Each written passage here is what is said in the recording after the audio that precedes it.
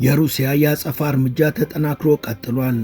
አሁን ላይ ዋና ከተማዋ ኪየቭ እና ሁለተኛ ትልቋ ከተማ ካርኪቭ እንዳልነበሩ ሆነው ወድመዋል። ሩሲያ ከ215 በላይ ድሮኖችንና ከ30 በላይ ሚሳኤሎችን ተጠቅማለች። ዶንቴስክ፣ ኦዴሳና ቴርኖፒልም ጽዋው የደረሳቸው ከተሞች ናቸው። ዩክሬን በተለይ የሩሲያውን እስክንድሬም የተሰኘውን ግዙፍ ሚሳኤል በፍጹም ልትመክተው አለመቻሏና እስካሁን አንዱንም መታ ለመጣሏ በእጅጉ አስጊ ነው ሲል ዩኤስ ዲፌንስ አክሽን ገልጿል። ዘጋርዲያንና ስካይ ኒውስን ጨምሮ በርካታ ሚዲያዎች በበኩላቸው ሩሲያና ፑቲን የበቀል እርምጃቸውን ገና አልጀመሩም ብለዋል። ባሳለፍናቸው ቀናት ደግሞ ዩክሬን ጁን 1 ለፈጸመችው የስፓይደር ዌብ ጥቃቷ ሲአይኤ፣ ኤምአይ6 እና ሌሎች የስለላ ተቋማት ተባባሪ እንደነበሩ መታወቁ የግጭቱን አቅጣጫ ያሰፋዋል ተብሎ ተሰግቷል። ጦርነት ካልገጠመን ብለው ሲወራጩና ሲደነፉ የነበሩት ምዕራብ አውሮፓዎች አሁን ከመግለጫ የዘለለ ፋይዳን ማበርከት ተስኗቸዋል። ያላቸው ብቸኛ አማራጭም ዩክሬንን የኔቶ አባል ሀገር አድርገው አለመቻላቸውን መሸፋፈን እንደሆነ ተረድተዋል። የሃንጋሪው ጠቅላይ ሚኒስትር ቪክቶር ኦርባን ግን ዩክሬን በአፈር ዞንነቷ ቀርቶ የጦር አውድማ ከሆነች መዘዙ ከባድ ነው ሲሉ አውሮፓውያኑን አስጠንቅቀዋል።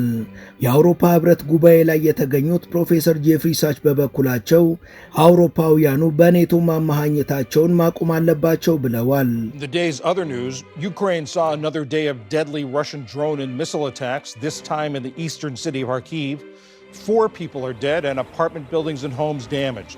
The mayor of Ukraine's second largest city said it was the worst attack of the war. ሰላም በመላው ዓለም የምትገኙ ወደ መሿለኪያ ቤተሰቦች፣ በዛሬው መሰናዷችን እየተጠናከረ ስለመጣው የሩሲያ ጥቃትና በዛ ዙሪያ ስላሉ ተያያዥ ጉዳዮች እናወጋችኋለን።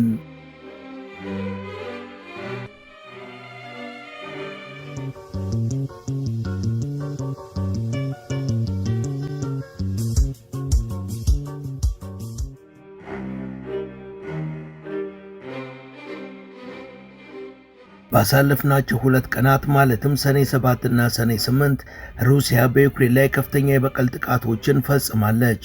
በትላንትናው የሩሲያ የአየር ጥቃቶች በርካታ የዩክሬን ቦታዎች ወድመዋል። በኢንዱስትሪ የበለጸገው የዲኒፕሮፔትሮቪስክ ግዛት በድሮን በመድፍና በሮኬት ተመቷል። በዚህ ጥቃት 1 ሰው ሲሞት 5 የግል መኖሪያ ቤቶች ደግሞ ተመተዋል። በኒኮፖል ዲስትሪክት ውስጥም 1 የንግድ ስፍራ፣ 4 ቤቶችና በርካታ የኤሌክትሪክ መስመሮች ተጎድተዋል። የሩሲያ ኃይሎች በምስራቅ ዩክሬን በምትገኘው ካርኪቭ ከተማ ላይም በድሮኖች ሚሳኤሎችና በተወንጫፊ ቦምቦች ጥቃት ፈጽመዋል። በዚህም ቢያንስ 4 ሰዎች ሲሞቱ ከ60 በላይ የሚሆኑት ደግሞ ቆስለዋል። የካርኪቭ ከንቲባ ኢሆር ቴሬኮቭ ይህንን ጥቃት ከጦርነቱ መጀመሪያ አንስቶ ከተማዋ ላይ ከተሰነዘሩ ጥቃቶች ሁሉ እጅግ ኃይለኛው ነው ሲሉ ገልጸውታል።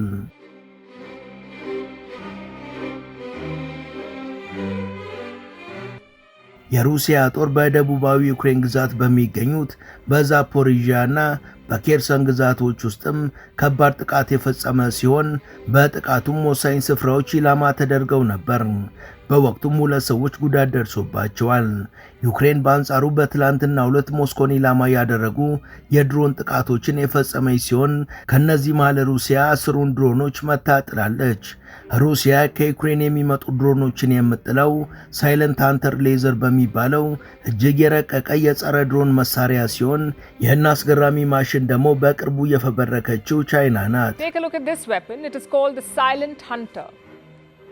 This is an anti-drone laser system. It was made by China and now it is in Russian hands. ከሞስኮ ጥቃት በተጨማሪ ዩክሬን በካሉጋ ክልል ላይም ጥቃት ለመፈጸም የላከቻቸው 7 ድሮኖችም በዚሁ ሳይለንት ሃንተር ሌዘር አየር ላይ ወድመዋል። ዩክሬን በፈጸመችው ሌላ ጥቃት ቱላ ክልል በሚገኘው አዞት ኬሚካል ፋብሪካ ላይ አጭር እሳት ተነስቶ 2 ሰዎችን አቁስሎ ነበር።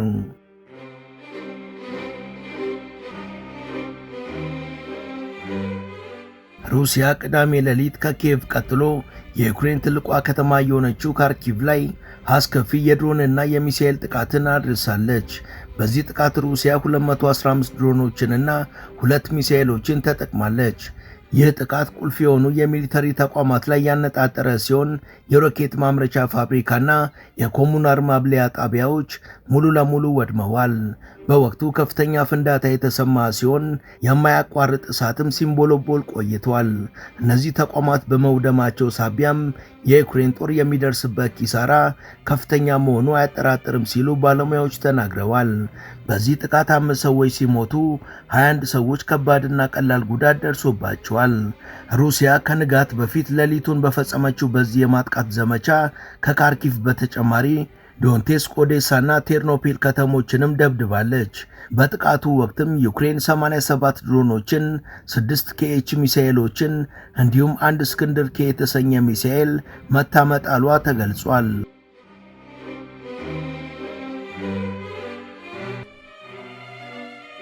የዩክሬን አየር ኃይል የሩሲያ ሱ-35 ተዋጊ ጀትን መጣሉን ቢናገርም ሩሲያ ግን እስካሁን በዚህ ጉዳይ ላይ አስተያየት አልሰጠችም።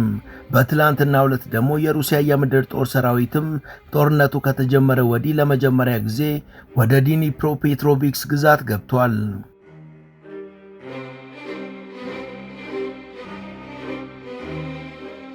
ይህ የሩሲያ ጦር ለመጀመሪያ ጊዜ ወደ ማዕከላዊ ዩክሬን እያመራ መሆኑም ተገልጿል።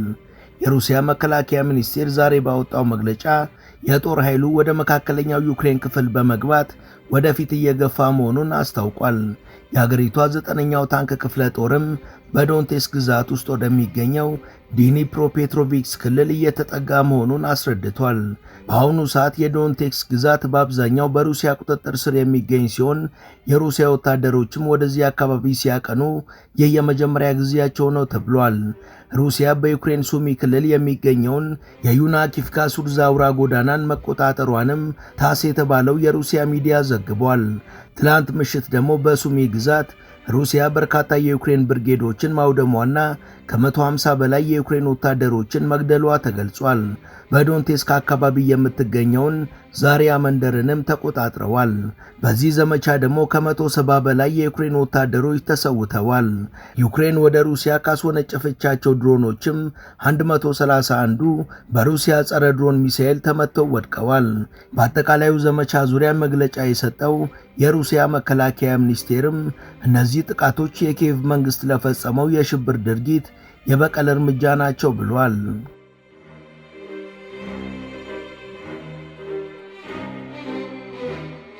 የዓለም ሕዝብ እየተከታተለው እንዳለው ሩሲያ የዩክሬንን ወታደራዊ መሠረተ ልማቶችና ከደህንነት ጋር የተያዙ ስፍራዎችን ኢላማ ባደረገችበት በዚህ ያጸፋ ምላሿ በርካታ የዩክሬን ወሳኝ ተቋማትን አውድማ ዩክሬን እንደ ሀገር ያላትን ጥንካሬ ብታመነምነውም በርካታ የሚዲያ አውታሮችና የፖለቲካ ምሁሮች ግን የሩሲያ ሙሉ የበቀል እርምጃ ገና እንዳልተወሰደ እየጠቆሙ ነው።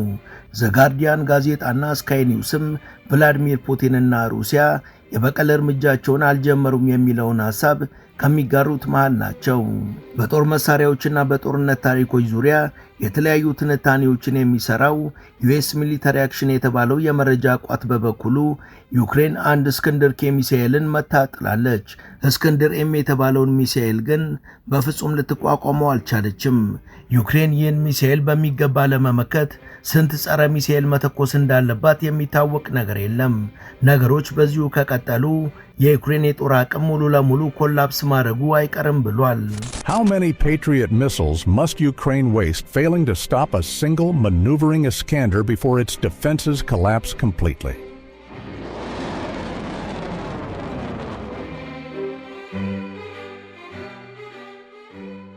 ዩክሬን የታቀደውን የእስረኞች ልውውጥና የሞቱ ወታደሮች አስክሬንን የማስተላለፍ ስምምነት ተፈጻሚ ሳታደርግ ማዘግየቷ ደግሞ ሩሲያን አበሳይቷል።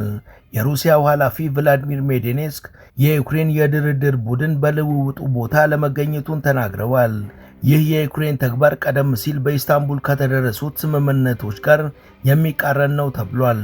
ዩክሬን በበኩሏ ሩሲያ የማይሆን ጨዋታ እየተጫወተች እውነታዎችንም እያዛባች ነው ስትል ቅሬታዋን አሰምታለች። የዩክሬን የእስረኞች ልውውጥ ዋና ባለስልጣንም አስክሬኖችን ለመመለስ ቁርጥ ያለ ቀን አለመወሰኑን ገልጸዋል። ከዚህ ባሻገር ሩሲያ የእስረኞች ልውውጥን በተመለከተ ያቀረበቻቸው የእስረኞች ዝርዝር ከተስማሙበት አቀራረብ ጋር እንደማይጣጣም ተናግረዋል።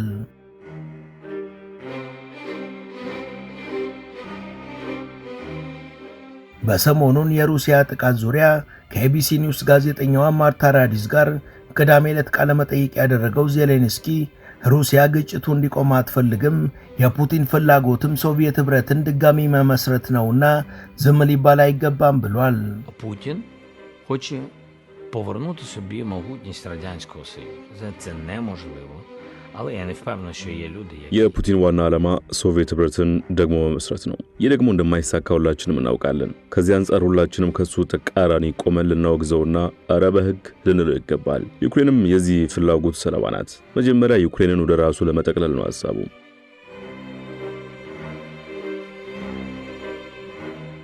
በነገራችን ላይ ጁን 1 ቀን ዩክሬን የሩሲያ የጦር ቤዝ ላይ የፈጸመችው የድሮን ጥቃት በእንግሊዝ የተደገፈ እንደነበር ባለፈው ሳምንት ዝግጅታችን ላይ የሩሲያውን አምባሳደር ጠቅሰን መዘገባችን ይታወሳል።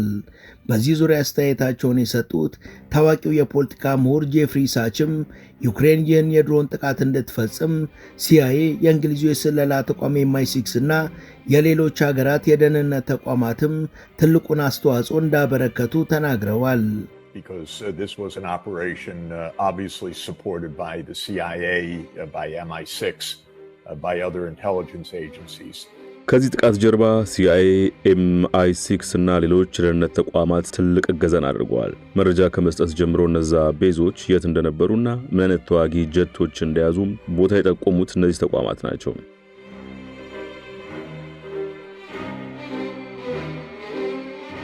ከዚሁ ጋር በተያያዘ ዩክሬን ሩሲያ ላይ ይህን ጥቃት በፈጸመች በማግስቱ ማለትም ጁን 2 ቀን በሊቱዌኒያ ዋና ከተማ ቪልኒየስ የኔቶ አባል የሆኑ ቢ9 ሀገራትና የኖርዲክ ሀገራት መሪዎች የጋራ ጉባኤ አካሂደው ነበር። በዚህ ጉባኤ ላይ የተንጸባረቀው አቋምም ከዚህ በኋላ ዩክሬን ያለ ቅድመ ሁኔታ የኔቶ አባል መሆን አለባት የሚለው ነው። በእርግጥም ከዚህ ጦርነት ዩክሬን ከዚህ በላይ ወድማ ወደ ፍርስራሽነት ብትቀየርም የምታገኘው ብቸኛ ጥቅምና የምታተርፈው ትርፍ የኔቶ አባል መሆን መቻሏ ነው። ዜሌንስኪ ከበላዮቹ የተሰጠውን የቤት ሥራ በአግባቡ ሰርቶ ሦስተኛው የዓለም ጦርነት ከተጀመረ ደግሞ ዜሌንስኪና አለቆቹ የሚያገኙት ሌላኛው ጥቅም ይሆናል። ስለዚህኛው በእርግጠኝነት አሁን ላይ መናገር ባይቻልም የመጀመሪያውን ጥቅም ግን ዩክሬን ለማሳካት ከጫፍ ደርሳለች።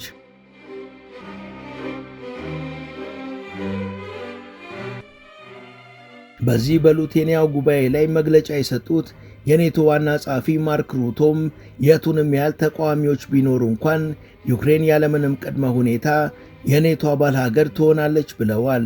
In Washington there was a clear commitment by all 32 allies that there is an irreversible path for Ukraine to come into NATO, not with an end date.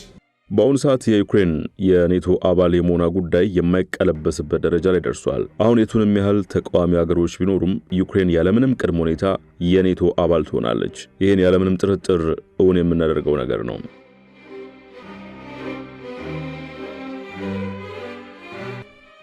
በ1997 በማድሪድ ከተማ ላይ የተከናወነውን ስብሰባ ተከትሎ ከ2 ዓመት በኋላ በ1999 የኔቶ አባል ሀገር የሆነችውን ሃንጋሪን የሚመሩት ቪክቶር ኦርባን ግን ምዕራባውያን ይህን ግጭት ወደ ራሳቸው ለማምጣት የሚጥሩበት መንገድ በምንም መልኩ ተቀባይነት የሌለው ነው ብለዋል።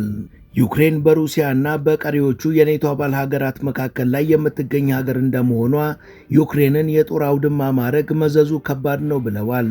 In that concept, Ukraine was the buffer zone between NATO and Russia. And then now, as we started to incorporate more and more Ukraine, ዩክሬን በኔቶና በሩሲያ መሃል ያለች በፈር ዞን ናት። አሁን ላይ ታዲያኛ መጀመሪያ በወታደራዊ ነገሮች ከዛ ደግሞ በዲፕሎማቲክ ዘርፉም ዩክሬንን የኔቶ አባል ሀገር ለማድረግ መንቀሳቀሱ ዩክሬንን በፈር ዞንነቷ አብቅቶ የጦርነት ዞን እንድትሆን አድርጓል። ይህ ደግሞ ከባድ ችግርን ማምጣቱም አይቀርም። ከዚህ አንጻር የኔቶ አባል ሀገራት ቆም ብለው ማሰብና የነገውን መዘዝ ማገናዘብ ይኖርባቸዋል።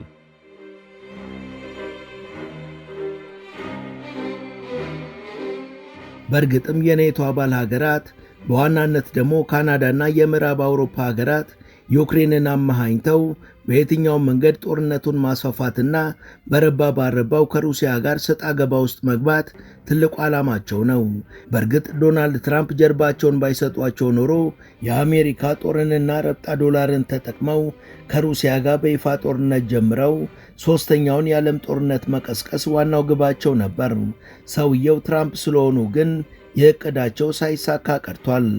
ከዚህ አንጻርም ከመግለጫ የዘለለ ወይም እንደተለመደው የገንዘብና የጦር እርዳታ ከማድረግ ውጪ ምንም መፈየድ ሳይችሉ ቀርተዋል።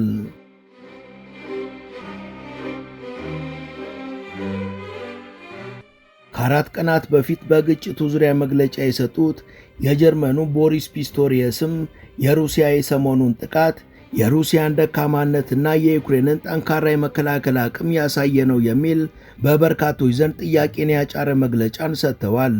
These actions are Russia's attempt to hide the fact that its frontline troops are making hardly any progress against Ukraine's የሩሲያ እየፈጸመችው ያለው ጥቃት ሩሲያ ጦሯ ዩክሬን ላይ ተፈላጊውን ተጽዕኖ መፍጠር አለመቻሉን ለመደበቅ ስትል የምታደርገው መፍጨርጨር ነው። በዚህ ጥቃት የሩሲያን ደካማነትና የዩክሬንን ጠንካራ የመከላከል አቅም ተመልክተናል።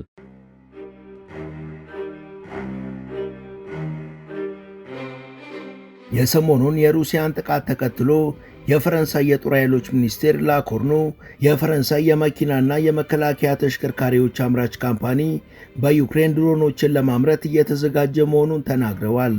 የካናዳ ብሔራዊ መከላከያ ሚኒስቴር ማግዊቲም ካናዳ ለዩክሬን $35 ሚሊዮን የሚያወጣ ወታደራዊ ድጋፍ ማድረጓን ገልጸዋል።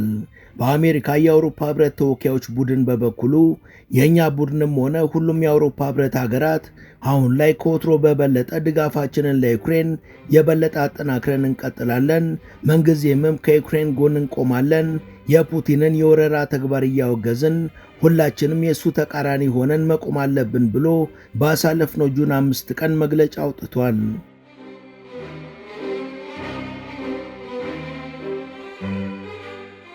በዚህ ዙሪያ ባሳለፍነው የካቲት በአውሮፓ ፓርላማ ላይ ዕውቀታቸውን እንዲያጋሩ የተጋበዙት አሜሪካዊ ፕሮፌሰር ጄፍሪ ሳች የጦርነቱ አካላት ራስን ለመከላከል የሚል ሰበብ እንደሚያቀርቡት እኛ ንጹሃኖች ደግሞ መኖርና መሰንበት ስላለብን ይሄ ጦርነት ሊቆም ይገባል፣ ኔቶም ዘውትር ስለ ጦርነት ማውራቱን ያቁም ብለዋል። Could someone in NATO stop talking, for God's sake, about more war? ይህ ጦርነት ያለምንም ቅድመ ሁኔታ መቆም አለበት። አሁን ነገሮች የተባባሱ ባሉበት መልኩ መቀጠል የለባቸውም። ኔቶ ውስጥ የሚገኙ ሰዎች ዘወትር ስለ ጦርነት ማውራታቸውን ማቆም አለባቸው። ከዚህ ባሻገር ኔቶ ራሱ እንደ ጠበቃ አድርጎ ስለ አውሮፓ መናገሩን ማቆም አለበት። አውሮፓም ራሷን እንደ ኔቶ አድርጋ መቁጠር የለባትም።